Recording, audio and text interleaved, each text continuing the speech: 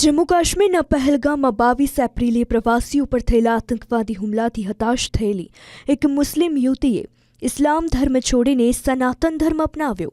હિન્દુ રક્ષા દળની મદદથી મુસ્લિમ છોકરીએ ધાર્મિક રીતિરિવાજો અને વિધિઓ અનુસાર સનાતન ધર્મ અપનાવ્યો। આ યુવતીએ પોતાનું નામ નેહા ખાનથી બદલીને નેહા શર્મા રાખ્યું। નેહા શર્માએ કહ્યું કે કેવી રીતે આતંકવાદીઓએ હિન્દુ પ્રવાસીઓને તેમનો ધર્મ પૂછ્યો અને મારી નાખ્યા। એ જોઈને એને સમજાયું કે મુસ્લિમ ધર્મ હવે આતંકનો પર્યાય બની ગયો છે।